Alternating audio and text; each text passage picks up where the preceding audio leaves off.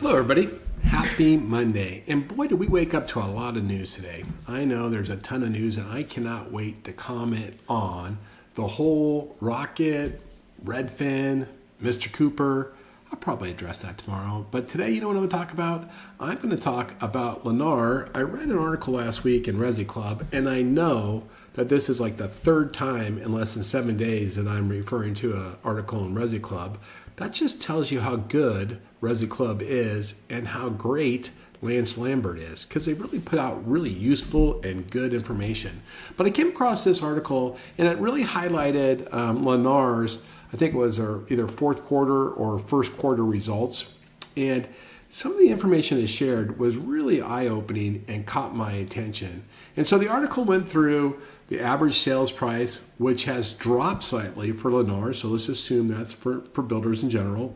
How much they spend in sales incentives. Listen to this.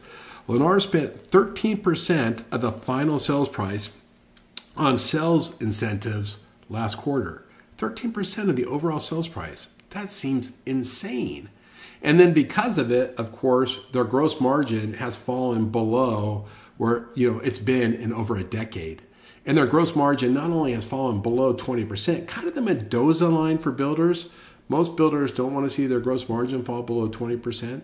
Last quarter, Lennar's gross margin was 18.7%, very low. And what Lennar has said is, look, we're going to do whatever it takes to maintain sales.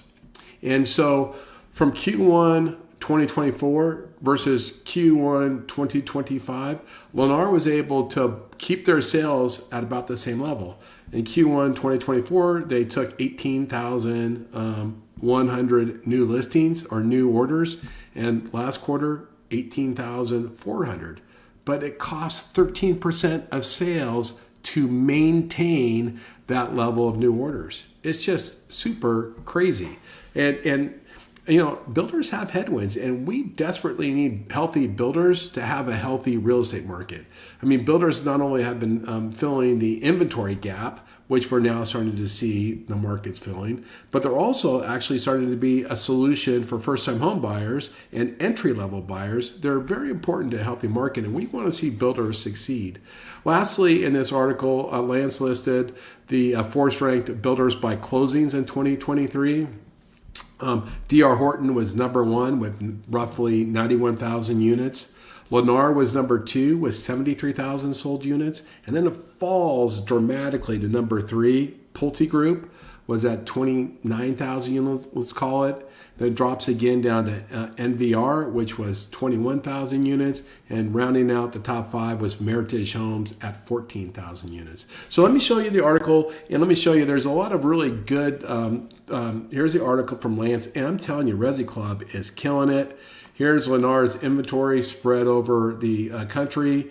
See this average sales price? So it dipped a little bit going down to 4.8 from 413. You can see it listed up here. Good, right? Interesting. And then as we keep going down, you can see here's the gross margin. See, it's 18.7 right here last quarter. See, there's no comparison on this chart, and it's actually hasn't been this low for over a decade. And you can see here where it spiked up during the pandemic. It peaked at almost 27%. Those were great years for all builders. But now below 20% is a problem. And so they expect to have more margin compression. I think you can see here, up here, I'll just show you the one last statistic up here, where the incentives, you can see here, Lennar spent 13% of the final sales price on incentives. Is that crazy? $52,000 on average.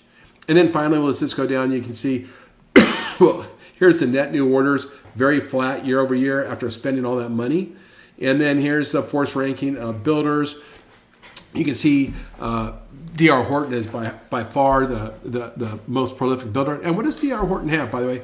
What did D.R. Horton, what were they leader in last year? In buy downs, right? They bought a ton of forward commitments. They were offering 3.99, 4.99. They had the highest concessions, and they had the highest sales. Lennar had the second highest concessions, and they had the second highest sales, right? That's what it's taking to sell new homes today. It's taking a highly subsidized rate to move property. if you have buyers, boy, there's never been a better time to buy a new home. Make sure you're taking them out to the communities.